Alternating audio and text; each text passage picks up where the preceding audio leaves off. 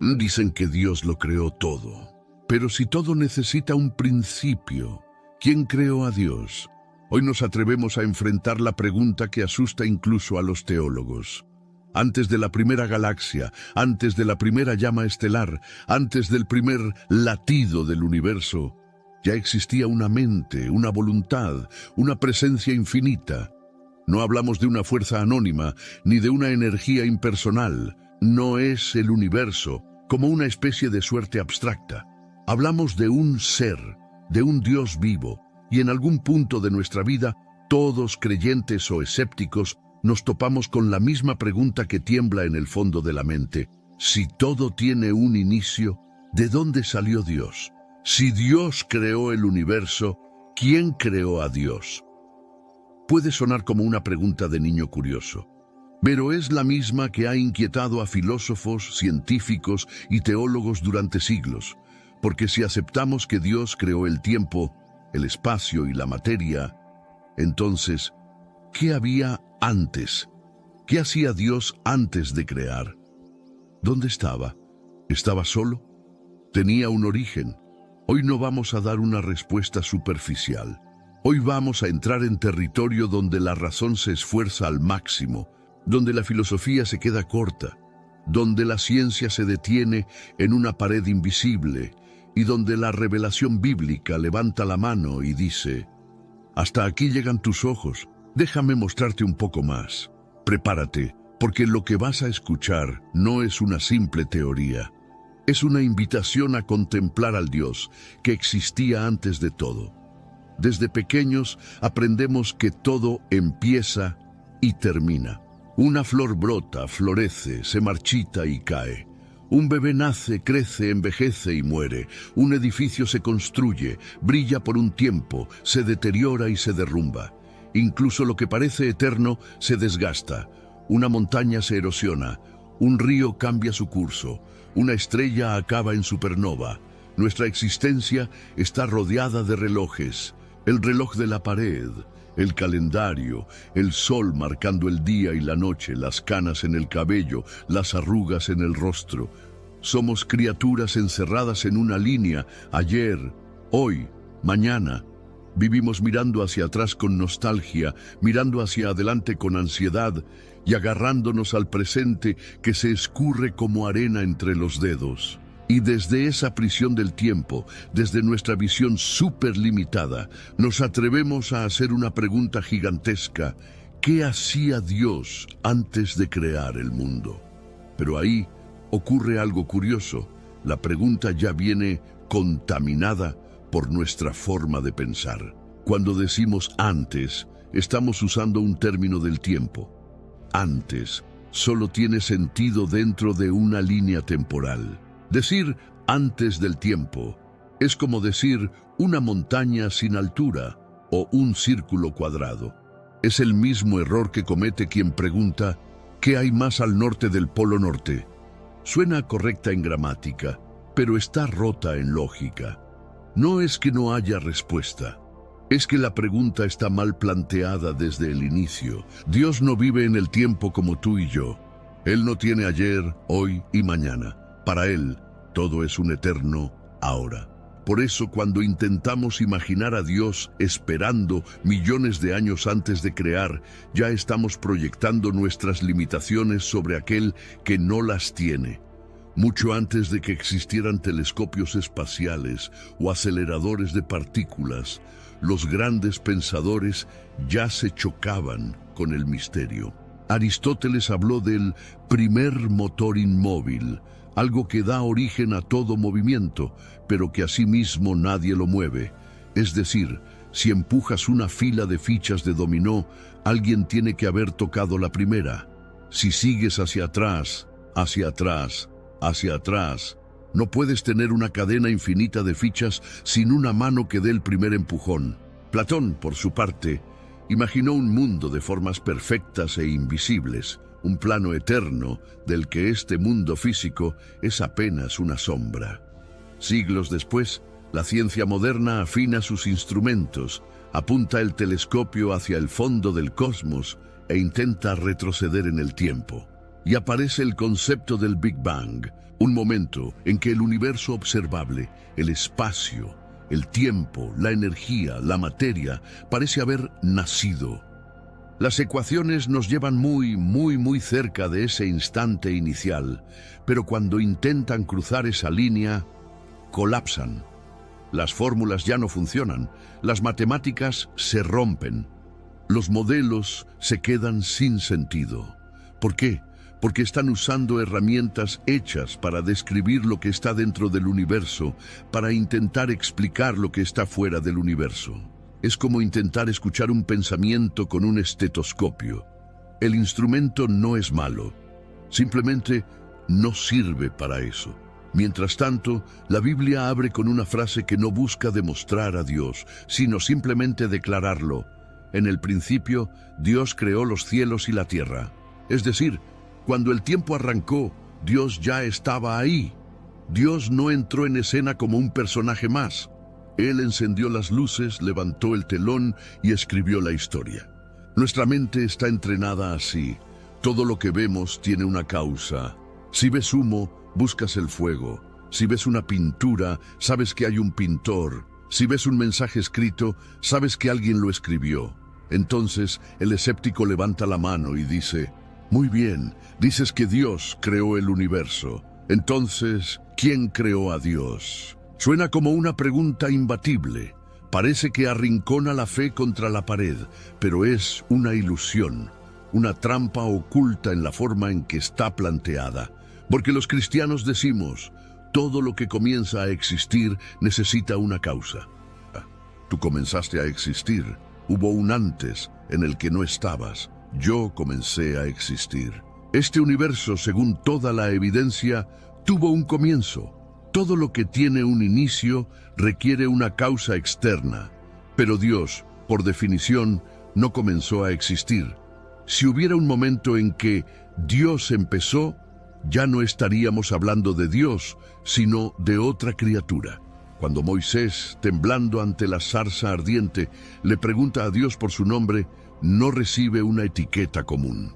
Recibe una respuesta que desconcierta a cualquiera: yo soy el que soy. Es decir, no dependo de nada para ser. No hubo un momento en que no existiera. No habrá un momento en que deje de existir. No tengo inicio, no tengo fin. Simplemente soy. Dios no tiene existencia, Él es existencia. Preguntar quién creó a Dios es como preguntar: ¿cuál es el sabor de un triángulo? La estructura de la pregunta suena correcta, pero el contenido no tiene sentido. Dios no encaja en la categoría de cosas que se crean. Él es la categoría aparte de la cual todo lo demás depende. ¿Estaba Dios solo antes de la creación? Aquí se abre otro misterio. Si Dios existía antes de todo, ¿no estaba solo? ¿No se sentía vacío, aburrido, incompleto? Imagina por un momento la eternidad sin mundo, sin ángeles, sin galaxias, solo Dios. A nuestra mente le cuesta imaginar un ser completamente feliz sin compañía creada. Pero es porque olvidamos algo fundamental. La Biblia no presenta a un Dios solitario, sino a un Dios trino. Dios no es una persona aislada.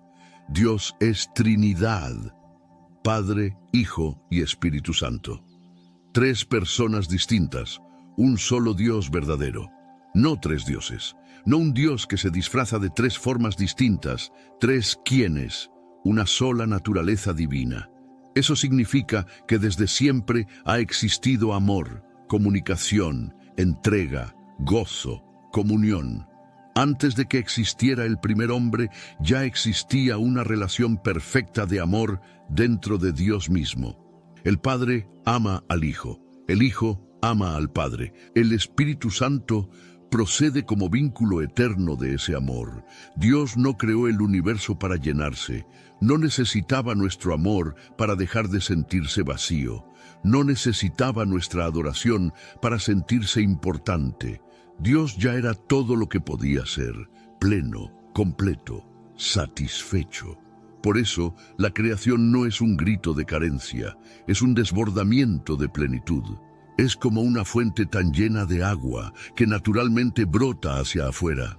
no porque le falte algo dentro, sino porque Why do growing businesses love working in Slack? Let's ask Christy at Ari Bikes. Running things in Slack saves me so much time. AI summaries save 97 minutes per week. What say you, Rox from Gosney? Slack helps us build community, it helps us build connection. Your partners, vendors and customers all in one place. Take us on home, Ashley from Caraway. If we didn't have Slack tomorrow, I would explode. Well, let's not let that happen. Visit slack.com/podcast to get 50% off Slack Business Plus. que le sobra.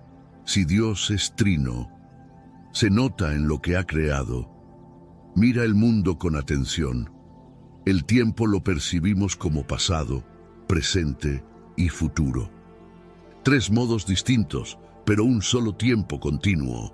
El espacio lo describimos con altura, anchura y profundidad. 3 dimensiones que no se pueden separar sin destruir el concepto mismo. La materia que conocemos se manifiesta sobre todo como sólida, líquida o gaseosa. Una misma sustancia, 3 maneras distintas de presentarse. ¿Coincidencia? Tal vez. O firma. La narrativa que contamos tiene inicio, desarrollo, desenlace. Los argumentos se estructuran como tesis, antítesis, síntesis. No es superstición. Es como si la creación llevara una y otra vez un eco del Dios que la hizo. Y cuando vuelves a abrir la Biblia, el primer versículo brilla de otra forma. En el principio Dios creó los cielos y la tierra, tiempo, espacio y materia, surgiendo juntos, interdependientes, entretejidos, formando el escenario donde se desarrollaría la historia de la salvación. No son Dios, pero apuntan a Él, como la huella en la arena apunta a un caminante que ya pasó. En nuestro mundo, nunca vemos algo salir literalmente de la nada. Un carpintero construye una mesa, pero lo hace con madera que ya existe. Un músico compone una sinfonía, pero lo hace con notas que ya están dentro del sistema musical. Un programador escribe código, pero lo hace con un lenguaje, una máquina, un sistema operativo.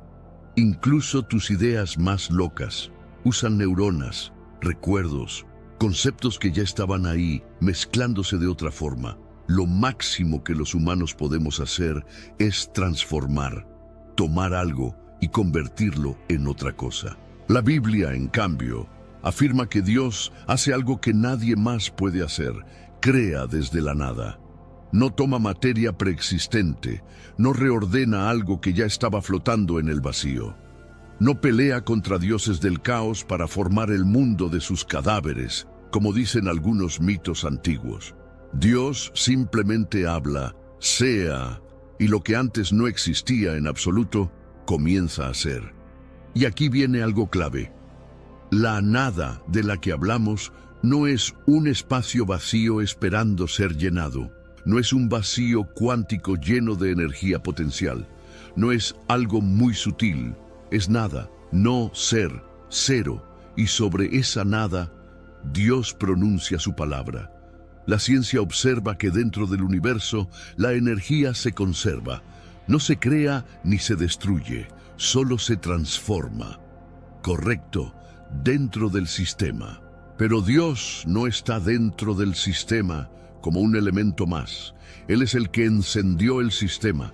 Es la diferencia entre un personaje dentro de una película y el director que la escribió, la filmó y la proyectó. Y ahora volvemos a la pregunta que más nos quema. Si Dios no necesitaba nada, ¿por qué creó? Job la hizo entre cenizas y heridas. Los salmistas la susurran en medio del dolor. Los profetas la gritan cuando el pueblo es exiliado. ¿Por qué, Dios? ¿Qué estás buscando? ¿Qué ganas con todo esto? Cuando Dios por fin responde a Job, no le da el tipo de explicación que él esperaba. No le explica cada detalle de su sufrimiento. En lugar de eso, Dios lo lleva a mirar el universo. ¿Dónde estabas tú cuando yo fundaba la tierra? Dímelo, si tienes entendimiento. Le habla del mar, de las estrellas, de los animales salvajes, de cosas que Job ni sabía que existían. Dios no está humillándolo porque sí, lo está ubicando. Es como si le dijera, Job, tú quieres que te explique mis caminos como si estuvieras a mi nivel. Pero tu mente es demasiado pequeña para cargar una explicación completa, no porque seas tonto, sino porque eres finito. Es la distancia entre un niño pequeño y un genio de la física cuántica, solo que en el caso de Dios, la distancia es infinita. La Biblia dice que Dios hace todo para su gloria, y eso puede sonar a primera vista como si Dios fuera egocéntrico, pero la gloria de Dios no es vanidad. La gloria de Dios es la manifestación de quién es Él realmente. Es la belleza, la justicia, el amor, la santidad, el poder, puestos a la vista. Cuando Dios crea para su gloria, no está diciendo, quiero aplausos para sentirme importante. Está diciendo, voy a revelar quién soy y voy a invitarte a participar en esa realidad. El universo es un teatro de la gloria de Dios. Cada estrella, cada célula, cada onda de luz es un reflejo diminuto de algo más grande. Y en el centro de ese teatro, en el momento más dramático de la historia, no está la creación, sino la cruz. El mismo Dios que no tenía necesidad de nada, decide entrar en la historia que Él mismo escribió. El Hijo Eterno, el Verbo por quien fueron hechas todas las cosas, se hace carne. El que estaba fuera del tiempo, entra en el tiempo. El que sostiene en galaxias, se deja sostener por una madre. El que llenaba el universo, se limita voluntariamente a un cuerpo humano. Jesús no es un intermediario simpático entre un Dios severo y nosotros. Jesús es Dios en forma humana. Cuando ves a Jesús sanando enfermos, abrazando niños, llorando por un amigo muerto, perdonando al que lo traiciona, no estás viendo a alguien diferente a Dios, estás viendo al Dios eterno traducido al lenguaje humano. Por eso, cuando uno de sus discípulos le dice, Señor, muéstranos al Padre y nos basta, Jesús responde, el que me ha visto a mí, ha visto al Padre. Lo que Cristo hace en el tiempo muestra cómo es Dios desde la eternidad. La encarnación no fue un plan B, no fue un parche de emergencia. La Biblia dice que Cristo fue destinado desde antes de la fundación del mundo, lo que significa que, en el consejo eterno de Dios, creación y redención ya estaban entretejidas. Antes de que existiera el pecado, ya existía el plan para vencerlo. Antes de que existiera la caída, ya existía la cruz. Volvamos a ese antes, que no es antes. Imagina el silencio más profundo que puedas concebir, no el silencio de la noche, donde aún oyes tu respiración, no el silencio del espacio, donde aún hay radiación, partículas, ondas. Imagina la ausencia total de todo, sin energía, sin materia, sin espacio, sin tiempo. No hay segundos, no hay minutos, no hay milenios, no hay distancia, no hay aquí y allá, nada excepto Dios. Y ese Dios no está aburrido, no está inquieto, no está esperando algo. Está en perfección absoluta de amor, de gozo, de santidad. El Padre contempla al Hijo, el Hijo responde al Padre, el Espíritu Santo es el lazo perfecto de ese amor. Los antiguos teólogos lo llamaron actus purus, acto puro. Dios no está en potencia, esperando ser algo más. No puede mejorar, no puede crecer, no puede aprender. Ya es infinitamente perfecto. Todo lo que nosotros conocemos cambia. Las montañas, los mares, las estrellas, los átomos, los cuerpos, los pensamientos. Nosotros somos mezcla de lo que somos y de lo que aún podríamos llegar a ser. Dios no. Dios es. Y en esa plenitud eterna, Dios decide crear. No porque le falte algo, sino porque le sobra. Pero esa decisión no ocurre a las 3 de la tarde de un día cualquiera de la eternidad. No hay día en la eternidad. No hay antes y después.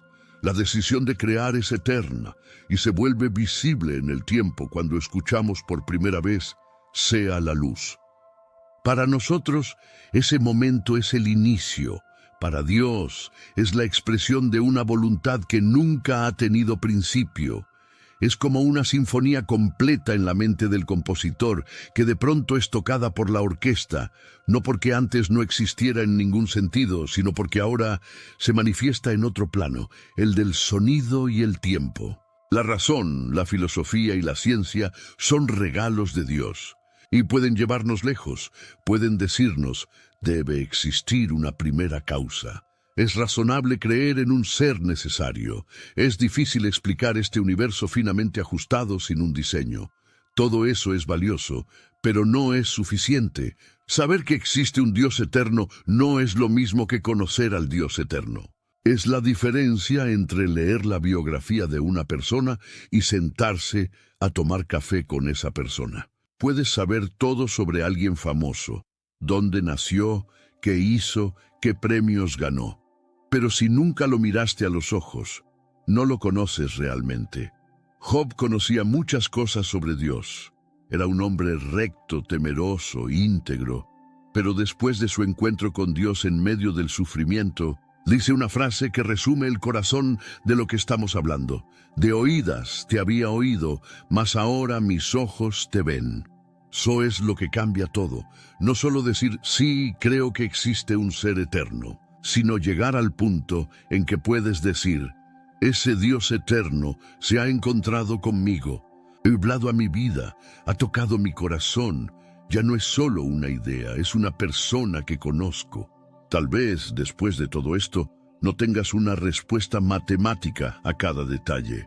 Y está bien, Dios nunca prometió que entenderíamos todo.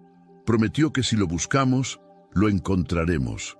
Lo que sí queda claro es esto: el Dios que existía antes de que hubiera tiempo, el Dios que no necesitaba universo, ni ángeles, ni humanidad, el Dios que no fue creado por nadie ni depende de nada, ese Dios decidió crear. Decidió diseñar galaxias, estrellas, planetas, decidió soplar vida en el ser humano y decidió ir más lejos, entrar en la historia, cargar el pecado, morir en una cruz y resucitar. No porque lo necesitara, sino porque te amó. El Dios que era feliz sin ti te quiso con él. El Dios que no estaba solo escogió hacerte parte de su familia. El Dios que no tenía por qué crear te creó. Y el Dios que no te debía nada entregó su vida por ti. La pregunta ya no es solo ¿quién creó a Dios? Esa pregunta se disuelve cuando entendemos que Dios no entra en la categoría de lo creado. La verdadera pregunta que queda es, ¿qué vas a hacer tú con este Dios eterno que te está llamando? Ahora en los comentarios, escribe una palabra que resuma lo que esto despierta en tu corazón. Asombro, eternidad, gratitud, pequeñez, esperanza, confianza, amor, la que sea, escríbela. Porque nombrar lo que has sentido hace que no se te escape tan fácil. Y si este mensaje tocó algo en lo más profundo de ti, compártelo con alguien que también se haya hecho la pregunta, si Dios lo creó todo, ¿quién creó a Dios? Tal vez hoy descubra que la verdadera sorpresa no es de dónde viene Dios, sino hasta dónde ha llegado Él para encontrarse contigo. Que la paz del Dios que estaba antes del principio y que estará después del final, guarde tu corazón y tu mente en Cristo Jesús. Amén.